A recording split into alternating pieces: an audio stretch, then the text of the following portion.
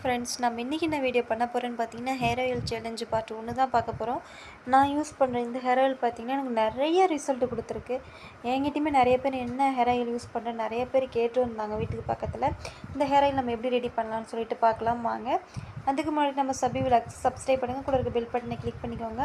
நான் எடுத்திருக்க இன்க்ரீடியன்ட் எல்லாமே நான் ஒரு கைப்பிடி அளவு தான் எடுத்திருக்கேன். ஏன்னா நான் 1 லிட்டர் கோகோனட் ஆயில் தான் சேர்த்துருக்கேன்.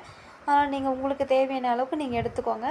பார்த்திங்கன்னா, செம்பருத்தி இலை, செம்பருத்தி பூ, கருவேப்பிலை, கத்தாழை, கருஞ்சீரகம், வெந்தயம், பெரிய நெல்லிக்காய் ஒரு 4-5, அப்புறம் சின்ன வெங்காயம், ஆவாரம்பூ, ஆவாரம் இலை, முருங்கைக்கீரை, இன்னும் நிறைய இன்க்ரீடியண்ட்லாம் ஆட் பண்ணுவாங்க. பார்த்திங்கன்னா, கரிசலாங்கண்ணி கீரை வேர் இருந்தால் கூட ஆட் பண்ணிக்கோங்க. எனக்கு பார்த்திங்கன்னா வேர் கிடைக்கல. அது கூட பார்த்திங்கன்னா ஒரு 4-5 பெரிய நெல்லிக்காய் சேர்த்துக்கோங்க. அது சேர்த்துக்கிட்டாக்க இன்னும் நிறைய ரிசல்ட் கொடுக்கும் அதில். அதுக்கப்புறம் பார்த்திங்கன்னா, இருக்கிற இன்க்ரீடியண்ட் எல்லாமே நம்ம பொடி பொடியாக கட் பண்ணி மிக்ஸி ஜாரில் போட்டு கொரப்பாக அரைச்சி எடுத்துக்கலாம். இந்த மாதிரி எடுத்துக்கோங்க அரைச்சி.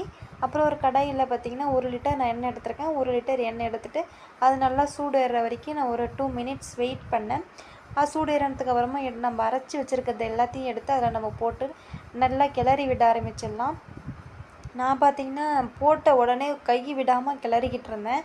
நல்லா கிளறி விட்டதுக்கப்புறமா ஒரு 10 நிமிஷம் கழித்து திரும்ப நம்ம முன்னும் பின்னும் கிளறி விட்டுக்கலாம். அப்போ ஒரு 2 மினிட்ஸ் கண்டினியூவாக நம்ம கிளறி விட்டுக்கிட்டே இருக்கலாம். ஏன்னா பார்த்திங்கன்னா அடி பிடிச்சிரும், நல்லா கருகி அடியில் நம்ம வானலோடு நல்லா சேர ஆரம்பிச்சிரும். ஸோ அப்புறம் நம்ம கழுவுறதுக்கு ரொம்ப கஷ்டமாக இருக்கும். பார்த்திங்கன்னா நல்லா எண்ணெய் நமக்கு ரெடி ஆகிடுச்சு. பார்த்திங்கன்னா நல்லா எண்ணெய் டார்க் க்ரீனாக ஆகிடுச்சு.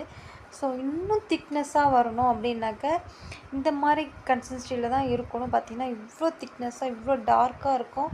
எண்ணெய் நல்லா தடவுறதுக்கும் நல்லா வாசமாகவும் இருக்கும், சூப்பராகவும் இருக்கும். எனக்கு தடவை இன்னும் தடவலான்னு போல இருக்கும்.